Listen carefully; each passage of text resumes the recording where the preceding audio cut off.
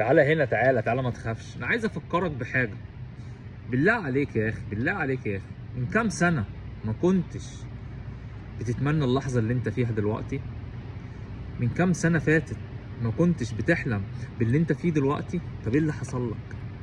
مالك مش عاجبك وضعك دلوقتي ليه؟ ده كان حلم بالنسبه لك، انت كنت بتدعي ربنا.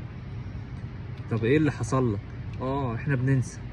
احنا في الرحله وفي السكه بننسى النعم والكرم بتاع ربنا، بننسى اللي ربنا اداهولنا. انا عن نفسي كنت بحلم بحاجات كتيره والله وصلت لها، بس للاسف الشيطان بيخلينا ننسى.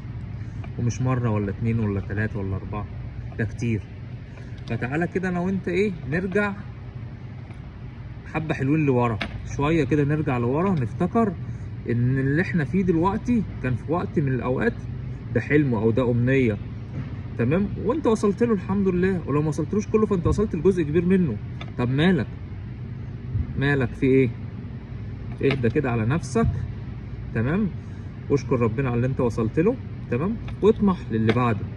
بس ما تنساش ان اللحظه اللي انت فيها دلوقتي انت تمنيتها زمان، وياما دعيت ربنا عشان توصل لها، وكانت بالنسبه لك حلم، وربنا وفقك ليها.